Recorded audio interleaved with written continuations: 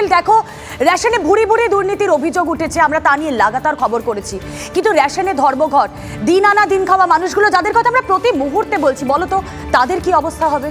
সত্যি তাই। আর ইতিমধ্যেই 2রা জানুয়ারি, তুমি যেমনটা প্রথমেই বললে রুমেলা, 2রা জানুয়ারি থেকে সারা দেশে তো অনির্দিষ্টকালের জন্য রেশন ধর্মঘট ঘোষণা করেছে all India fair price shop dealers ফেডারেশনের সর্বভারতীয় সাধারণ সম্পাদক বিশ্বম্বর বসু। আর তার আগে এই মুহূর্তে আমরা দেখছিলাম, বিরতির আগেই জানিয়েছিলাম যে খাদ্য ভবনের সামনে রেশন ডিলাররা তারা বিক্ষোভে বসছেন, বিকেল 4টে পর্যন্ত তাদের ধর্ণা কর্মসূচি রয়েছে।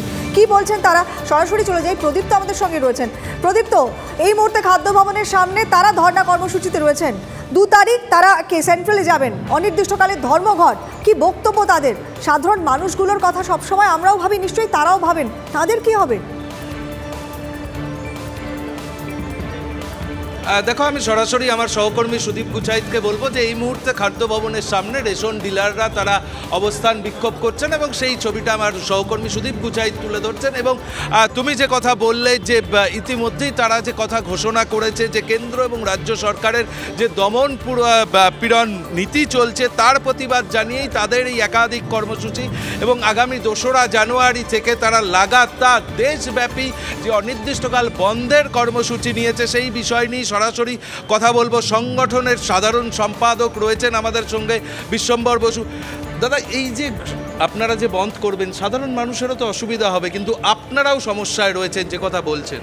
আমাদের পকেট থেকে টাকা দিয়ে রেশন ব্যবস্থা চালাতে হচ্ছে, মাসের পর মাস, বছরের পর বছর, এটা সম্ভব নয়।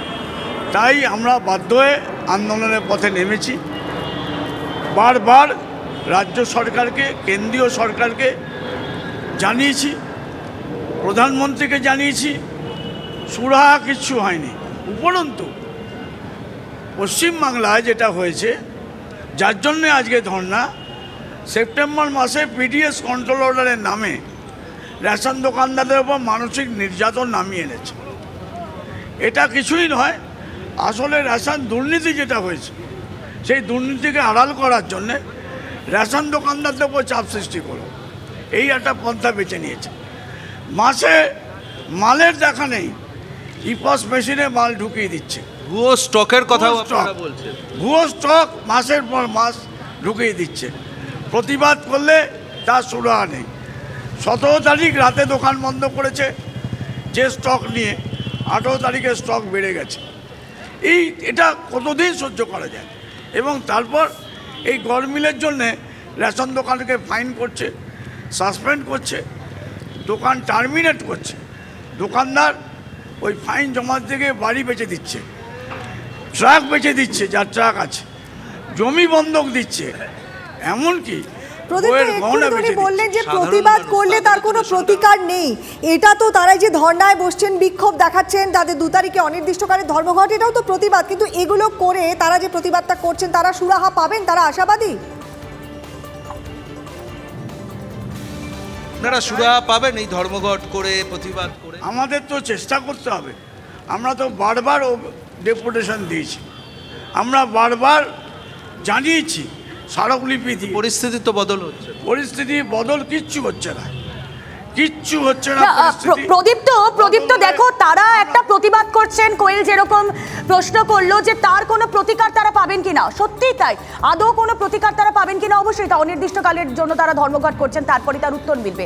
কিন্তু বিষয়টা হলো এই রেশন কাদের জন্য? গরিবের মুখের গ্রাস্ত, তারা তো দিন আনা দিন খাওয়া মানুষ, তারা তো বিনা পয়সায় চালটা পান। এই ধর্মঘটের ফলে তারা তো বঞ্চিত থেকে যাবেন। তাদের ধর্মঘট অনির্দিষ্টকালের জন্য চলতে পারে, কিন্তু অনির্দিষ্টকালের জন্য তো এই মানুষগুলো অভুক্ত থাকতে পারে না। দেখুন, যে গরিব মানুষ তারা তো রেশনটা পান, আপনারা যদি ধর্মঘট করেন তারা তো অভুক্ত থেকে যাবে, তাহলে তাদের কি হবে? ব্যাপারটা হলো, দেশে 140 কোটি মানুষের মধ্যে 80 কোটি লোক রেশনের আওতায় আছেন, 60 কোটি লোক এমনি রেশনের আওতায় বাইরে আছেন। তা সত্ত্বেও আমরা যাদের রেশন দিচ্ছি, রেশনটা তো মূলত গরিব মানুষরাই, গরিব মানুষের জন্যেই। অনেক গরিব মানুষ রেশনের আওতার বাইরে আছেন, থাক, কিন্তু যারা এখন পাচ্ছেন তারা পাবেন না, 1 তারিখ থেকে 2 তারিখ থেকে পাবেন না। এই রেশন যাতে পান, বেশ বোঝা গেল প্রদীপ্ত, তারা যেটা বলছেন এই রেশন যাতে তারা প্রপার ওয়েতে পান সেজন্যই তাদের ধর্মঘট। কিন্তু সত্যি রুমেলা যে প্রশ্নটা করেছে অত্যন্ত প্রাসঙ্গিক, যে মানুষগুলো তারা তো অনির্দিষ্টকাল অভুক্ত থাকতে পারেন না, তাদের কি হবে? নিশ্চয়ই এই সমস্ত রেশন ডিলাররা যারা ধর্মঘটে যাচ্ছেন তারা ভেবেছেন আদৌ কোনো সমাধান সূত্র বেরোয় কিনা প্রদীপ্ত, নজর আমাদের থাকবে।